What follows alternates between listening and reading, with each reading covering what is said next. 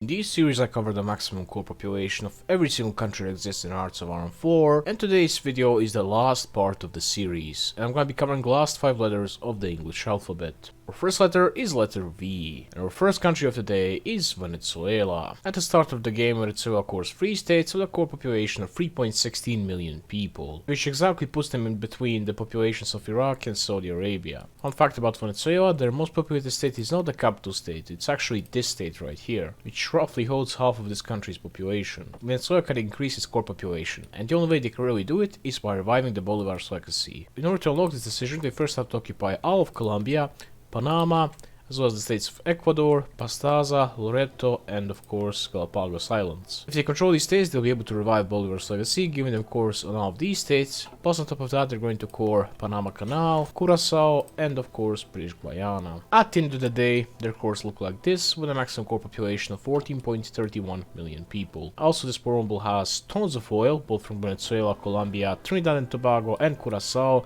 and also tons of aluminum from British Guiana. Anyway, our next country is Vladivostok Independent Republic. At the start of the game, Vladivostok Independent Republic cores the states of Vladivostok and Khabarovsk, with a core population of 1.13 million people. However, their core population can be greatly increased. If they manage to conquer all 4 core states of Sakha Republic, which are basically Kolyma, Verkhoyansk, Udachny, Yakutsk, as well as the states of Chita, Buryatia, and Dudinka, they'll be able to form a Siberian state, which will then course on all of these states. Also, if they conquer the states of Amur, Birobidzhan, yeah, a guy in YouTube comment corrected me, it's not Birobidzhan, it's Birobidzhan, thank you.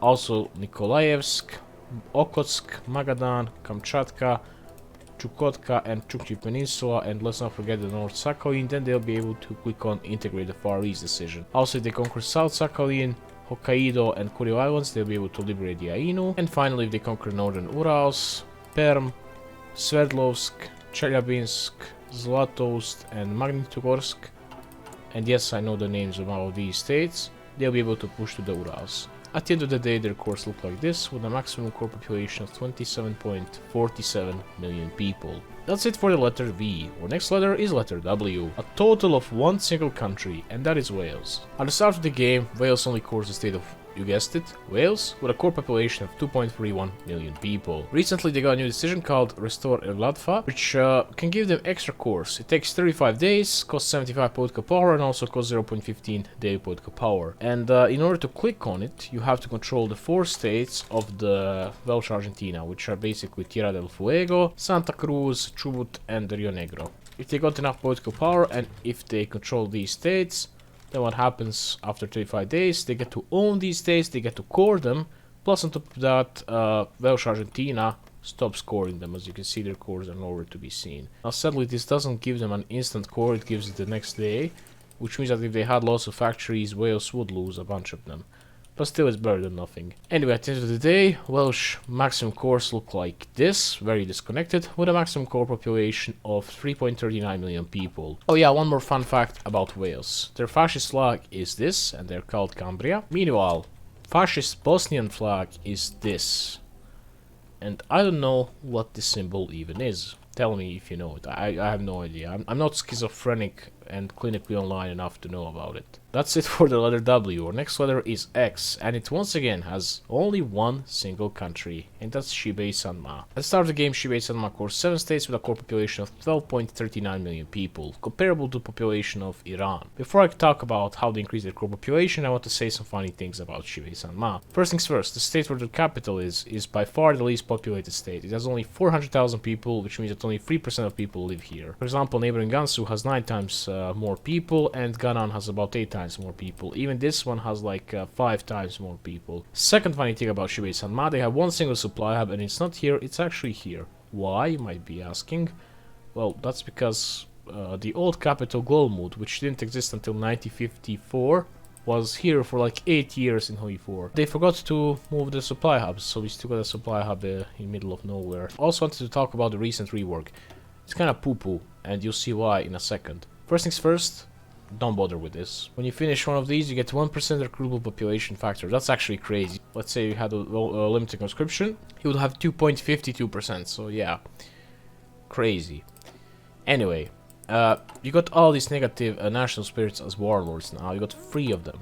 Anyway, there's 2 ways you can get rid of these national spirits, which are so bad. One of them is called fascist demagogue, the other one is called communist revolutionary. You hire him, you wait for fascist support or communist support to hit 10%, or actually 10.1%. You make sure your stability is below 50%, prepare for civil war, and then just ignite it. And look at this, both Shibei and Maz, the one you're playing and one the enemy is playing, don't have any more of these horrible national spirits. And now you can play like an actual country. You don't have to worry about losing all of your political power because, I don't know, you have a ineffective bureaucracy and government corruption. Funniest of them all here is Xinjiang, because after the civil war you can also go back to being communist. It's so funny. Okay, Paradox, if you're watching this, listen to me.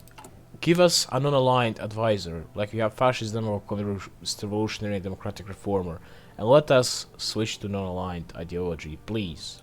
I know it's horrible ideology, but I don't see why you wouldn't be able to switch to it no matter what. Anyway, to get maximum possible cores of Shibei Sanma, you have to go for either power struggle, the Yan incident, or proclaim rival government. It doesn't matter whichever one you go for.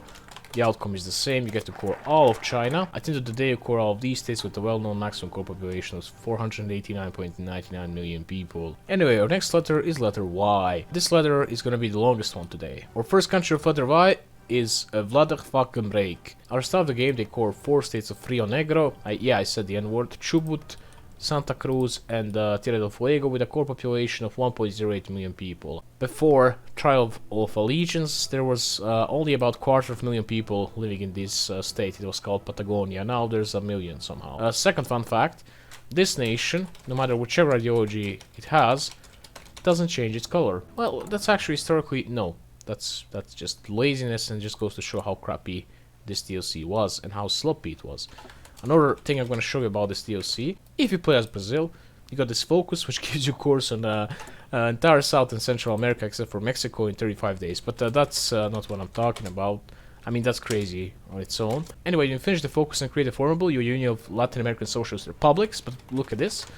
If I'm communist, that's my name and flag. If I'm fascist, that's my name and flag. Also, if I'm not aligned, that's my name and flag. If I'm democratic, that's my name and flag. It makes no sense. But yeah, that just goes to show how poorly made this DLC was, which wasn't even made by Paradox themselves. They contracted a team to do it, and the team did absolutely horrible. And let's hope the next DLC doesn't just end up like this one down here. Anyway, as Vladivostok makes, maximum core population can be increased through reclaim the old homeland decision. Just like with Wales, they can core Wales, which means the maximum core population is the same. But I want to show you something very hilarious about this as well. What you can do is release Wales and Welsh Argentina and play with your friend.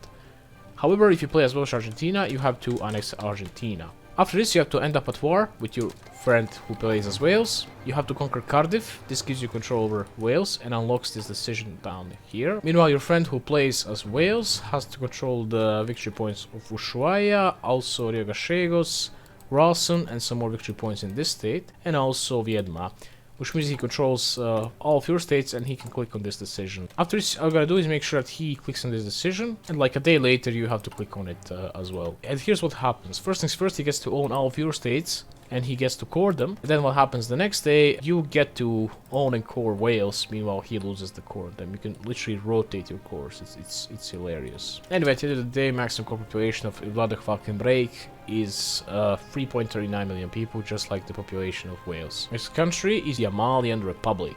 Let's start the game. Yamalian Republic cores the states of Salekart and Yamalia with a core population of 67.54 million people. To achieve the maximum possible cores, they have to occupy the states of Dudinka, Udachny, Verkhoyansk, Kolyma, Yakutsk, Chita, and Buryatia, after which they'll be able to form a Siberian state. At the end of the day, their cores are identical to the cores of Vladivostok, and they're basically this, with a maximum core population of once again 27.47 million people. Our next country is Yemen. At the start of the game, Yemen owns and cores the state of Yemen with a core population of about 2.5 million people. But on top of that, they also core the states of Aden and most importantly Socotra, where 21,000 people live. And if they were to conquer them back, they would have a core population of 3.38 million people, which is even more than Saudi Arabia. Not just Saudi Arabia, but also Iraq. Anyway, the only way they can really increase their core population is through Unite Arabia decision. Now, creating this formula is shockingly easy. All you really have to do is conquer Saudi Arabia, conquer Oman, conquer Iraq,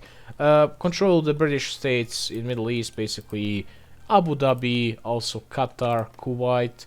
I don't think you need Socotra, but you do need Aden. You also need Jordan, Palestine, all of French Syria, which is basically Syria with Hatay, and also Lebanon. Also all of Egypt except for the impassable states, as well as Khartoum and Kassala in Sudan. You also need all of Libya except for the Libyan desert. You need all of Tunisia. You need all of Algeria except for Algerian desert. And you need the states of Marrakesh, Casablanca, and Spanish Africa in Morocco. After this, you'll be able to unite Arabia. This will give you course in all of those states, plus on top of that, you're gonna core City Ifni, you're gonna core Rio de Oro, Algerian desert, Libyan desert, Western desert, North Darfur, as well as the state of Ahvaz in Iran. At the end of the day, your cores look like this with a maximum core population of 48.14 million people. The next country is gonna be the most interesting one for today, and it's Yugoslavia. They start with a core population of 13.78 million people, which can be greatly increased. First things first, let's not forget about states like Torale, Istria, and Zadar, which are actually owned by Italy but cored by Yugoslavia. So by conquering them, their core population increases to 14.96 million people. To get the maximum core population, they have to utilize the Reunited Kingdoms focus. What does this focus do? Well, it annexes all of their current puppets and also gives them cores on puppets, as long as those puppets are the former Yugoslav countries, or basically the ones which are having cores right here. Also, they can get cores from Hungary.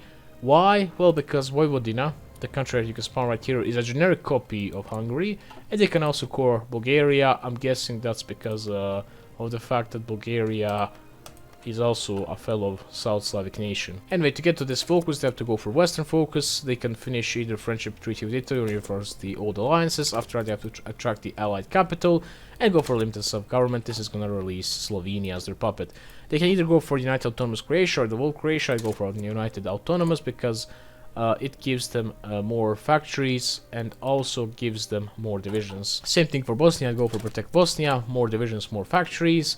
You have to dissolve the Banate of Serbia, and then if you want, you can go for either Fortify Banat for support, which I see no reason why you should do this. You can also do autonomy for Slavic Transylvania. This is gonna give you like 2 extra divisions. After this, you have to go for a United Kingdom, guarantee religious liberties, and the next focus is the United Kingdoms. However, to get the most out of this focus, some things have to be done. First things first, someone has to create Austria-Hungary. It can either be Hungary, after which you have to puppet them, or Croatia. They must control or actually own all of their core states in order for Yugoslavia to core those states. After this, Yugoslavia would have to puppet Croatia. Let's not forget that they can also get cores of Bulgaria, and to maximize that, some other funny events will have to happen. First things first, Turkey would have to go for Misak and Mili. They have to go for all of these focuses. They don't have to do any other Turanic decisions. They just need to form Turan. You know, it's very simple, just a casual Turan formation, nothing too special here. Meanwhile, Greece would have to remember the Anatolian catastrophe. I mean, it is really a catastrophe. They form Turan. They have to go for Horror and Fear,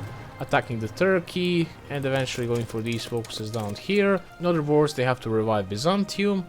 And they also have to go for Triumph for the Italy focus. And finally, after this has been achieved, Bulgaria will have to go either communist or democratic. Yes, this is possible to do even as democratic Bulgaria. They have to work their way down the focus tree and finish the unification of the Balkans focus. Oh my god, this is the most cursed timeline ever. Vlatko Maček is leading the Danubian Confederation, which is really just Austria-Hungary with capital in Venizelos. Oh my god. Anyway, if Bulgaria finishes that focus, they get to core all the European states, which are cored by the fellow Balkan nations. Now, if Bulgaria would conquer all their core states, and if Yugoslavia would puppet them, then they'll be able to get the maximum possible cores from the United Kingdoms focus. At the end of the day, Yugoslavia can core all of these states, basically all Balkans, including Austria, Hungary, all of Romania, all of mainland Italy, as well as Sicily, basically also the Greek islands and Cyprus, and also parts of Ukraine and Russia, with a well-known maximum core population of 136.88 million people. Our next country is Yunnan. At the start of the game, Yunnan only cores the state of Yunnan and Dali with a core population of exactly 12 million people. Funny thing about Yunnan, back in the day, this state used to be part of the Burma strategic region, so it was always funny to me how you had 3 Burmas: the state, the country, and also the strategic region. And it was kinda funny, I don't know why. Anyway, Yunnan can increase its core population greatly, just like any other warlord, by going for the Yan incident, power struggle, or proclaiming our government. It doesn't really matter, whichever one they go for, which is basically Advent of Turan. How? The funniest response ever. Anyway, their cores look like this, with a maximum core population of, once again, 489.99 million people. So yeah, that's it for the letter Y, guys. We only got one letter left, and that's the letter Anyway, the last three countries are all located in Africa, and the funny thing is they kind of form a chain. The first country of today is Zaire. At the start of the game they core 6 states with a core population of pretty solid 7.61 million people. Some funny things about Zaire: most of its population lives along the Congo River, basically the states of Leopoldville, Coquille, Hatville, as well as Stanleyville. Other funny thing about the state of Zaire, or well, the country of Zaire, only one state doesn't end with will, and that's Lusambo. Every other state ends up with the word will. Besides that, you might think that they only have a railway right here, but that's not true. They actually have a supply hub in Elizabethville, in the corner of the country, which is connected to the British Railway. Anyway, no matter what they do, they can increase their core population, which means the maximum core population is 7.61 million people, which is not so great, but it's honestly not too bad either. Our next country is Zambia. Zambia is a country in Africa which covers the state of Zambia with a core population of 1.38 million people. They have decent amount of tungsten and tons of chromium. Plus on top of that, funny fact about Zambia, neighboring tiny little Malawi has has more people than Zambia itself. Unfortunately, no matter what you do as Zambia, you cannot decrease their core population, so yeah. And our last country as of today is Zimbabwe. One funny thing about Zimbabwe: if you're democratic or non-aligned or communist, nothing's too special. But if you go fascist, your flag suddenly changes and your leader is a white guy called Marcus James Huggins. Anyway, they start by only coring the state of Rhodesia with a core population of 1.17 million people. Their capital is Salisbury, and they also have a supply hub and a railway. And they actually can increase their core population if they recreate the Zimbabwean Empire. They have to occupy Bechuanaland, which is basically Botswana. Also have to occupy all 3 states of Mozambique, all 4 states of Namibia, and also 3 states of South Africa, basically Cape Town, Transvaal, and Natal. If they manage to control these states, they'll be able to click on the decision, giving the course on all of this stuff, increasing their maximum core population to 13.96 million people. Anyway, I hope you enjoyed this series, guys. If you did, like, share, subscribe, and if you got any suggestions on what series I should start next, tell me about it. And I would say see you in the next one, but I'm trying to resist to say it, but I keep forgetting that this is the last episode. But yeah, that it's over. That is so far by. Anyway, after this video, I'll probably focus on making a 30,000 subscriber special, which I'm still making. I'm too lazy to finish it. I'll probably do some achievement runs. I was thinking about playing as Switzerland because I kind of developed a strat for it. And I also going to drop one more maximum core population video, but I think until then I have to buy a new mouse because this one is acting up. And yes, see you in the next video, I guess. Bye.